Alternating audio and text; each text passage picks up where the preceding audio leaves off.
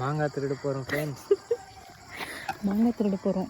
யாருன்னா வந்தாங்கன்னா மிஸ்ட் கால் அடிங்க, ஆக்ஷன் பண்ணுங்கள், கால் பேசிட்டு. ஓகே, இப்போ வந்து நாங்கள் எங்கள் அக்காவோட ஊர் திருவிழாக்கு வந்திருக்கோம். இங்கே வந்து சரியான மாங்காய், நிறைய மாங்காய் மரம் இருக்கும். ஸோ அந்த மாங்காய் அறுக்கிறதுக்கு நானும் என் அக்கா பையனை வந்திருக்கோம். திருட்டுத்தனமாக 2 பேகு. கடைசியாக எவ்வளோ நாங்கள் திருடி இருக்கோம் நான் உங்களுக்கு காமிக்கிறேன். இந்த கொல்லியில் வந்து இப்போதைக்கு யாருமே இல்லை. இது வந்து இருட்டாக இருக்குது, completely dark.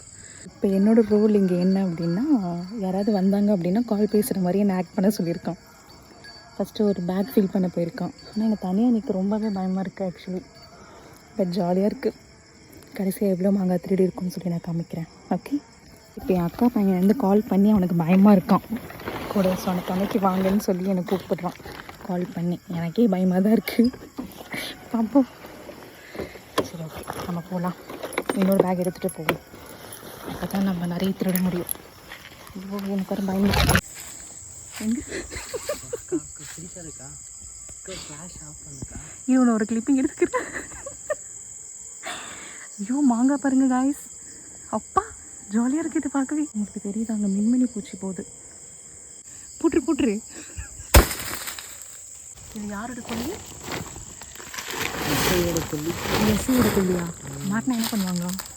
Attend time encounter தான் நம்மளுக்கு. என்கவுண்டர் மாங்காய் அறுத்துருக்காரா? நாங்கள் பின்னாடியே வரணும். 30 கிலோ மாங்காய் இருக்கும். 30 கிலோ தானா? அதுக்கு மேலே இருக்காதா? கவுண்ட் பண்ணி பார்த்தா ஜாஸ்தியாக தான் இருக்கும். ஆனால் இன்னும் கொஞ்சம் ரிஸ்க் எடுத்தோம்னா இது பாதியாச்சும் நம்ம அறுத்துருந்துக்கலாம்.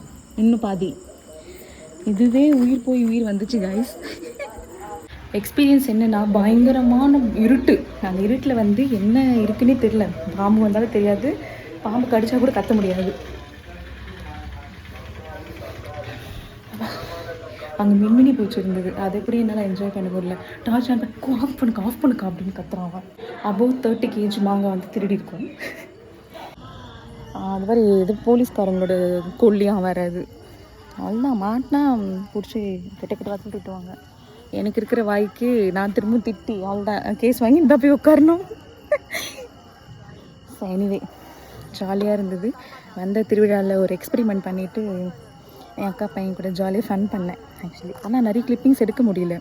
ஏன்னா அவன் வந்து டார்ச் ஆன் பண்ணக்கூடாதுன்னு சொல்லிட்டான். கொஞ்சம் கூட ஆன் பண்ணக்கூடாது அப்படின்னு சொன்னதுனால என்னால் எதுவுமே சரியாக கேப்சர் பண்ண முடியல.